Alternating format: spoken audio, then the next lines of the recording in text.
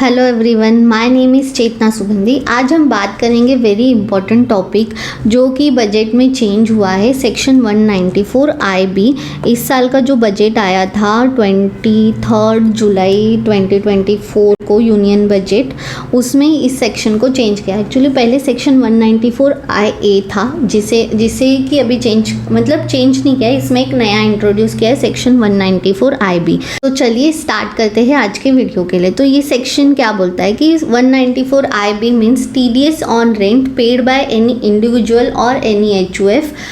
उसमें लिमिट दिया है, अगर मोर देन 50,000 कोई इंडिविजुअल या HUF TDS पे करता है ऑन रेसिडेंशियल प्रॉपर्टी, देन उन्हें ये जो सेक्शन है ये अप्लाई हो जाता है। अब आप बोलोगे 50,000 इतना ज़्यादा रेंट नहीं। एक्चुअली क्या होता है ना कि metro cities mostly Mumbai, Delhi, Chennai, Kolkata, Bangalore, ऐसे जो बड़ी बड़ी सिटीज़ है वहाँ पे आज के डेट में 50,000 या उससे ज़्यादा के भी रेंट अवेलेबल है। I mean available in the sense residential के इससे ज़्यादा रेंट भी है। तो इससे क्या होता है कि जो भी इंडिविजुअल पे कर रहे हैं, अगर वो इस पर TDS डिडक्ट नहीं करते तो कहीं ना कहीं जो पर्सन इस इनकम को ग्रैब कर रहा है या जो भी इस इनकम को अर्न कर रहा है वो ये इनकम शो नहीं करेंगे, इसीलिए इस सेक्शन को किया है। तो इसमें क्या करना है कि अगर आप 50,000 से ज़्यादा अगर आप रेंट पे कर रहे हो तो आपको TDS डिडक्ट करना आपके जो भी लैंडलॉर्ड है या जो भी ओनर है उनका, एंड वो पे करना ज़रूरी है। अब इसका जो रेट था पहले, दैट मीन्स फिनेंशियल ईयर अगर हम बात करें 24-25 की, Q1 एंड Q2, इसमें जो आपने TDS डिडक्ट किया है वो था 5%। अब आपको Q3 एंड Q4 से जो डिडक्ट करना है वो है 2%।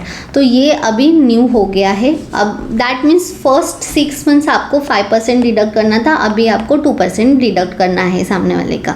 तो जो भी आप सितंबर का TDS पे करोगे, जैसे अभी सितंबर मंथ चल रहा है, तो आप इसका जो पेमेंट है वो 7 अक्टूबर तक करोगे, तो आपको 5% के हिसाब से ही करना है। लेकिन फ्रॉम 1 अक्टूबर, दैट मीन्स आप अगर अक्टूबर मंथ का जब पे करोगे इन नवंबर, तब आपको वो 2% के हिसाब से डिडक्ट करना है। अगर कोई सेक्शन 194 IB के अंदर कोई TDS डिडक्ट करता है तो उससे वो पे कैसे करना है, क्या उन्हें टैन की ज़रूरत है? तो नहीं, उन्हें टैन की कोई रिक्वायरमेंट नहीं है, बिकॉज ये किसे करना है TDS डिडक्ट, ये कौन कर रहा है? रेसिडेंशियल प्रॉपर्टी वाले, दैट मीन्स एनी इंडिविजुअल और अगर HUF के नाम से अगर वो रेंट एग्रीमेंट है तो इस केस में आपको टैन की ज़रूरत नहीं है।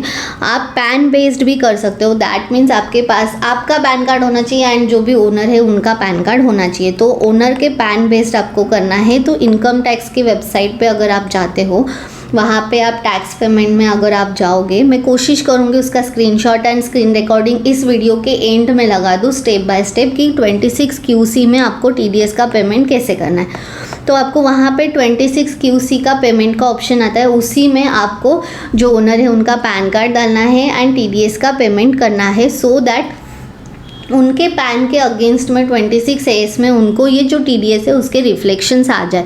सो अगर आप इंडिविजुअल एंड HUF हो एंड आप मोर देन 50,000 रेंट पे कर रहे हो तो आपको जो 5 एंड 2% TDS डिडक्ट करते हो उसके लिए टैन की रिक्वायरमेंट नहीं है। आप पैन बेस्ड कर सकते हो अंडर 26 QC के ऑप्शन में।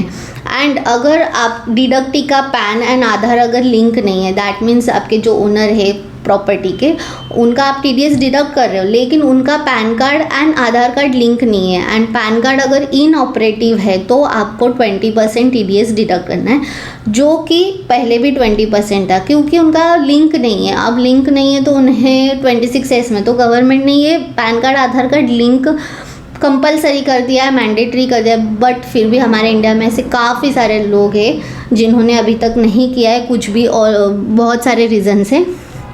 तो अगर इनऑपरेटिव है पैन, देन आपको 20% TDS डिडक्ट करना है एंड वो पे भी करना है। एंड जैसे कि ये 194 IB ये जो सेक्शन है ये only for individual and HUF है, वैसे ही सेक्शन 194 IA है जो कि ऑडिट केस है। फॉर एग्जांपल, भले ही आप इंडिविजुअल्स हो बट आपका अगर बिजनेस इनकम है एंड आपका वो बिजनेस इनकम का जो भी थ्रेशोल्ड लिमिट है उसके अंडर, मतलब आप टैक्स ऑडिट में एलिजिबल हो जाते हो, देन आपको वो टैन बेस्ड करना है। मीन्स एक फॉर एग्जांपल मिस्टर अर्जुन, जिसका कि एक बिज़नेस है ट्रांसपोर्टेशन का, उस बिज़नेस का जो टर्नओवर है वो है ऑलमोस्ट एक 5 to 6 CR का। तो अब इस केस में उनका जो कैश लिमिट है, जो कि मैंने ऑलरेडी टैक्स ऑडिट के लिमिट के ऊपर वीडियो बनाया है, अगर अभी तक आपने वो चेक नहीं किया तो आप जाके चेक कर लीजिए। हम मान के चलते हैं कि जो मिस्टर अर्जुन है, उनका जो टर्नओवर है बिज़नेस का वो है 5 करोड़। अब इस केस में वो क्या कर रहे हैं, टैक्स ऑडिट अप्लाई कर रहे हैं, टैक्स ऑडिट को अप्लाई हो रहा है। तो इस केस में वो अगर रेंट पे कर रहे हैं मोर देन 50,000 देन वो टैन बेस्ड कर सकते हैं। उनको पैन बेस्ड करने की ज़रूरत नहीं है क्योंकि उनका ऑडिट केस है। एंड 20% यहाँ भी अप्लीकेबल है। अगर डिडक्टी का जो पैन कार्ड है वो इनऑपरेटिव है तो उन्हें 20% डिडक्ट करना है, क्योंकि पैन और आधार कार्ड लिंक नहीं है। तो वो चाहे सेक्शन 194 IA हो या IB हो, 20% फॉर इनऑपरेटिव पैन को आपको डिडक्ट करना है एंड वो पे भी करना है। उसकी जो ड्यू डेट्स है वो सेम होगी। ऑलरेडी TDS की ड्यू डेट्स के ऊपर भी मैंने वीडियो डाल रखा है, अगर अभी तक आपने वो नहीं देखा है तो वो भी जाके आप चेक कर लीजिए। ड्यू डेट के ऊपर in the sense section 271H जो है उसका जो मैंने वीडियो बनाया था उसमें मैंने ड्यू डेट्स को एक्सप्लेन किया है, तो आप वो भी जाके चेक कर सकते हो। सो आशा करती हूँ कि आपको ये जो मैंने पॉइंट्स बताया है सेक्शन 194 IB ये समझ में आया हो। एंड अगर आपको वीडियो अच्छा लगे तो हमारे चैनल को ज़रूर सब्सक्राइब करें एंड अपने कॉन्टैक्ट्स में फ्रेंड्स एंड रिलेटिव के साथ में ज़रूर शेयर करें, ताकि उन्हें भी अगर कोई रेंट पे रहता है तो उन्हें ये चीज़ों का पता चल सके।